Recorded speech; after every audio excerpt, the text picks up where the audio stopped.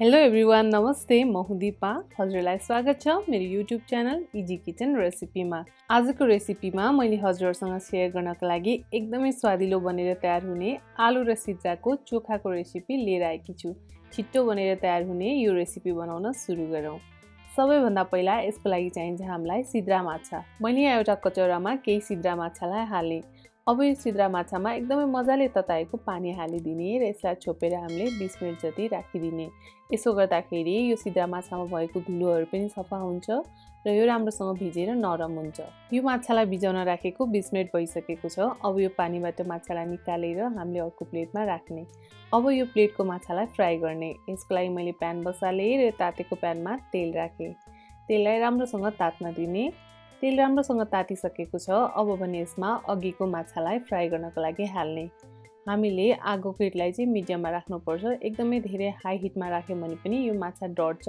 त्यसैले मिडियम हिटमा राखेर यसलाई चाहिँ राम्रोसँग चलाउँदै रातो हुने गरी भुट्नुपर्छ।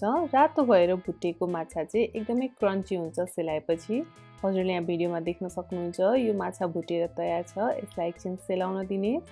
माछा सेलाउँदै गर्दा चोखा बनाउन चाहिने अरू सामग्रीहरू तयार गरौँ। मैले एउटा यहाँ ठुलो कचौरा लिएर त्यसमा 5 वटा उसिनेको आलु राखेँ। अब यो उसिनेको आलुलाई हामीले राम्रोसँग म्यास गरिदिने। मैले चाहिँ यसरी यसलाई फोर्कले म्यास गर्दैछु। हजुरले यसलाई हातबाट पनि म्यास गर्न सक्नुहुन्छ। यसरी यहाँ सबै आलुलाई राम्रोसँग म्यास गरिसकेपछि अब भने यसमा मसिनो गरी काटेको प्याज हाल्ने। मैले यहाँ प्याज लिएकी छु मसिनो गरी काटेको एउटा मिडियम, त्योसँगै 2टा हरियो खुर्सानीलाई यसरी काटेर लिएकी छु। पिरो हजुरले आफ्नो स्वादअनुसार धेरै या थोरै राख्न सक्नुहुन्छ। यो सँगै मैले यहाँ लसुनलाई यसरी मसिनो गरी काटेर लिएकी छु। यदि हजुरसँग सानो लसुन छ भने सिङ्गे पनि राख्न सक्नुहुन्छ। यसले एकदमै स्वादिलो बनाउँछ यो चोखालाई। यो सँगै मैले यहाँ लिएँ हरियो धनिया। अब यो सबै सामग्रीलाई हामीले यो आलुमा मिक्स गरिदिने।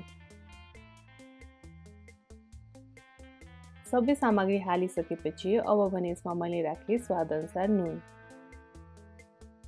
नुन राखिसकेपछि मैले यहाँनिर थोरै रातो धुलो खुर्सानी हालेँ। यो अप्सनल हो, यदि हजुरलाई मन पर्दैन भने नराख्दा पनि हुन्छ। अघि हामीले भुटेको माछा सेलाइसकेको छ, यसलाई पनि यसमा राखिदिने। माछा राखेसँगै यसमा कागतीको रस राखिदिएँ मैले स्वादअनुसार। कागतीको रस राखेसँगै यसमा ठुलो चम्चाको 1 चम्चा तोरीको तेल राख्ने। यो चाहिँ काँचो तोरीको तेल हो। यसमा चाहिँ हामीले नतताइकन काँचो तोरीको तेलै युज गर्नुपर्ने हुन्छ। यसले चाहिँ एकदमै मिठो स्वाद आउँछ चोखामा। अब यो सबै सामग्रीलाई राम्रोसँग मोलिदिने। केही बेर यसलाई यतिको मोलिसकेपछि एकदमै हेर्दै खाउँ लाग्दो आलु र सिद्राको चोखा बनेर तयार पनि भइसकेको छ। एकदमै छिट्टो बनेर तयार हुने यो मिठो आलु र सिद्राको चोखा हजुरले पनि एकचोटि अवश्य ट्राई गर्नुहोला। यो बनाउनलाई पनि छिट्टो छ र खानलाई पनि एकदमै स्वादिलो छ।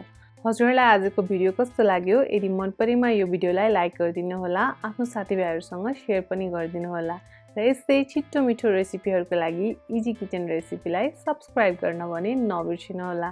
हजुरको दिन शुभ बितोस्। Thank you.